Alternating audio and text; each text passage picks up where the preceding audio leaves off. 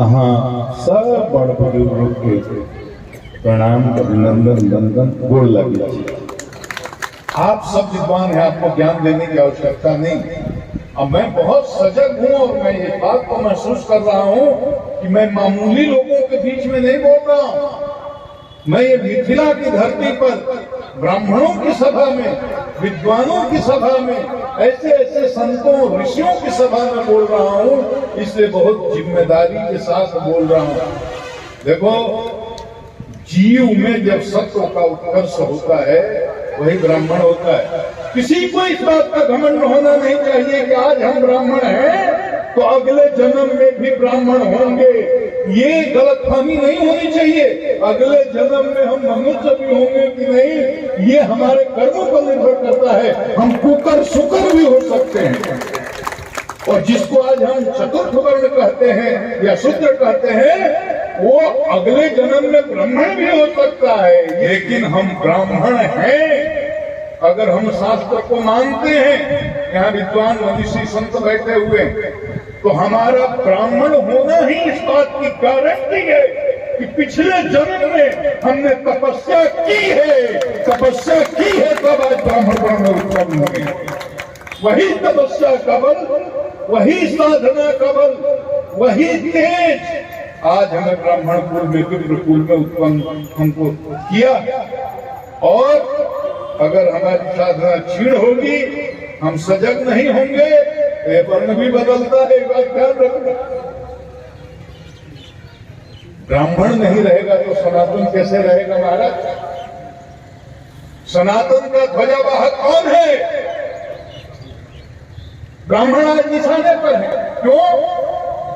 क्योंकि कलियुग में ये शास्त्रों का ज्ञान और वेदों का ज्ञान, ये सनातन का ज्ञान, उसकी गति सतोगुणी व्यक्ति में ही है। जिसके अंदर सत्व का उत्कर्ष है वही शास्त्र को समझ सकता है, वही वेद को समझ सकता है, और वही वेद की, शास्त्र की, सनातन की रक्षा कर सकता है। और वो कोई नहीं है, वो ब्राह्मण है, वो सिर्फ ब्राह्मण है।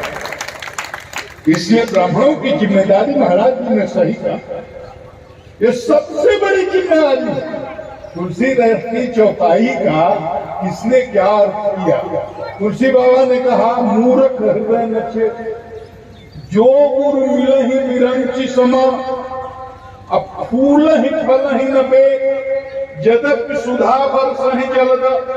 अगर बादल अमृत की भी वर्षा कर दे और ब्रह्मा स्वयं आकर के ज्ञान देने लगे, तब भी जिस जीव के अंदर तमोगुण का उत्कर्ष है उसके अंदर ज्ञान का प्रवेश हो ही नहीं सकता। जैसे अमृत की वर्षा से भी भेद के वृक्ष में फूल और फल नहीं लगते।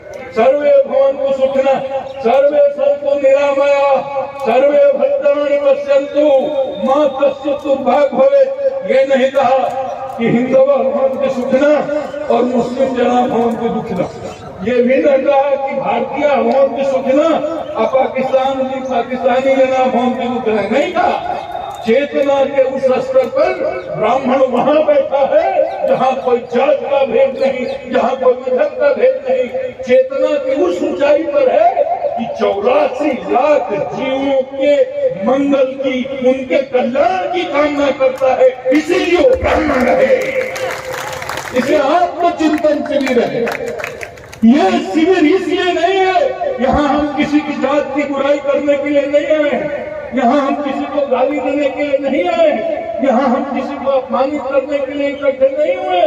हम अपने सम्मान के लिए, अपने स्वाभिमान के लिए चिंतन करने के लिए बैठे हैं। तो कौन सी स्थिति है, वो कौन सी परिस्थिति है कि समाज में हमारा इतना सम्मान था, आज हम लात जूते खा रहे हैं, आज हम इज्जत के लिए घिरा रहे हैं, रो रो करके मर मर के अपनी इज्जत बचा रहे हैं। वो कौन सी स्थिति आ गई जी, वो कौन सी परिस्थिति आ गई जी? जब इस पर विचार करेंगे, इस पर चिंतन करेंगे, तो बाह्य परिस्थितियों की भी चर्चा करेंगे। और हमारे अंदर जो कमी आई है, जिस समय स्वामी जी ने जिसकी तरफ संकेत किया, हम उस पर भी चिंतन करेंगे। तो ब्राह्मणों का ये आत्मचिंतन शिविर है। दूसरी बात, मुझे आपसे कुछ नहीं, किसी को इसमें कोई गलतफहमी नहीं होनी चाहिए। कि व्यक्तिगत रूप से हमें इससे कोई लाभ है। मुझे कभी भी जीवन में चुनाव नहीं लड़ना, मुझे आपसे किसी तरह का कुछ भी सपोर्ट नहीं चाहिए, लेकिन एक चीज चाहिए कि आप कभी इस बात को न भूलें कि मैं यहाँ आपसे कुछ मांगने नहीं आया हूँ, और ये वादा करता हूँ कभी कुछ मांगूंगा भी नहीं, लेकिन मुझको अपना भाई समझना, अपना बेटा समझना, अपने सुख दुख का साथी समझना। जब भी आप आवाज देंगे हम आपके साथ खड़े रहेंगे। एक लड़का है आपके यहाँ का नौजवान, नाम कहते हैं इंजीनियर आशुतोष, उसके दर्द को, उसके परेशानी को, उसके संघर्ष को समझने की कोशिश करते हैं। कितना बुलाने के बाद 1 महीना 2 महीना से तैयारी करने के बाद आप जुटते हैं।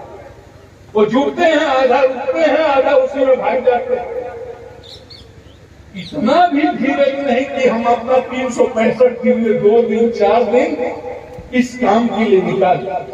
अरे आप धन नहीं दे सकते तो मन दीजिए, अपना शरीर दीजिए, समय दीजिए, इस बच्चे को आशीर्वाद दीजिए।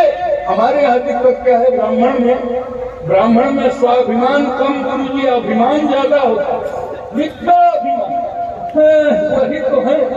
अब इनको हम कोई किसी को नेता नहीं मानता है भैया, यहाँ है हर कोई अपना अपना नेता है। तो हर कोई नेता है तो लात खाओ, हर कोई नेता है तो लात खाते रहो और मिमियाते रहो, पान खा करके थूकते रहो, गाल बजाते रहो, की चाहेगा लियो लपल्ला करते रहो। किसी को जो समाज अपना अगुआ नहीं मानेगा, समाज के लिए कौन इतना समय देता है जितना ही नौजवान दे रहे हैं।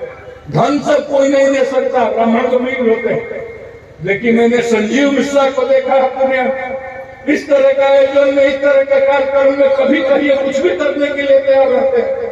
तो जो आदमी धन से सहयोग कर रहा है, अब आज भी आए हैं यही है कहते, तो धन से भी, समय से भी, परिश्रम से भी और दिल से भी, अब ऐसे लोगों से भी आपको ईर्ष्या होने लगे। अब इंजीनियर आशुतोष आगे बढ़ने लगे तो हमारे ही समाज में बहुत लोगों को ठीक नहीं लगने लगे, और नेता लोगों को बिल्कुल नहीं ठीक लगेगा। जो पॉलिटिक्स में है उसको डर लगे कहीं आगे चल के नेता न हो जाए, तो वो उसको खींचने लगे। ये आत्मचिंतन में होना चाहिए कि जो मेहनत कर रहा है समाज का प्रतिनिधित्व होना चाहिए। अरे कौन यहाँ स्थायी है, क्या लेकर आए हो, क्या लेकर के जाओगे? जब तक हो इज्जत से रहो, सम्मान से रहो, स्वाभिमान से रहो, और स्वाभिमान से रहना है, इज्जत से रहना है, तो एक न एक किसी न किसी को अपना अगुआ मानना होगा, उसको आशीर्वाद देना होगा, उसको प्रेम देना होगा, आशुतोष के पीछे आपको खड़ा होना होगा, संजीव जैसे लोगों को आपको महत्व देना होगा। अजय भाई हर जगह पहुंच जाते, जहां भी कार्यक्रम होता है, ये कितना व्यस्त टाइम, तो ऐसे लोगों को महत्व देना। मैं हरिद्वार में, मेरा आने का कोई कार्यक्रम नहीं था, एक इन्होंने किया, मैं वहां से प्लेन लेकर के दिल्ली तक प्लेन लेके, पैसा तो नहीं मांग रहा, मैं इसलिए आ रहा हूँ कि सोए हुए समाज को जगाया जाए।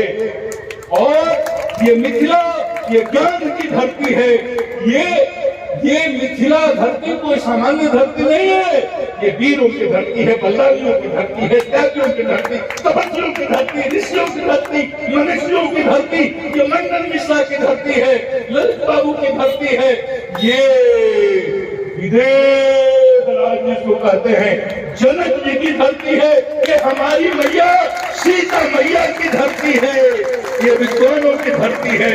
इसी धरती से ब्राह्मण स्वाभिमान का ये चिराग जला है।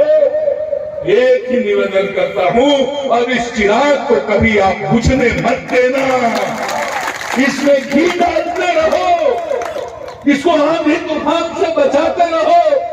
जो लोग इसमें अगुवाई कर रहे हैं इनको आशीर्वाद आप देते रहो। हमारा क्या है, हम तो फकीर हैं, हम तो सनातन की सेवा में हैं, देश विदेश में कथा करते हैं, हमें समय भी नहीं रहता, लेकिन इतना हम कह सकते हैं कि जब भी अपने इस बेटे को, अपने भाई को पुकारिएगा, नंगे पांव दौड़ करके आएंगे, कभी ना नहीं कहेगा।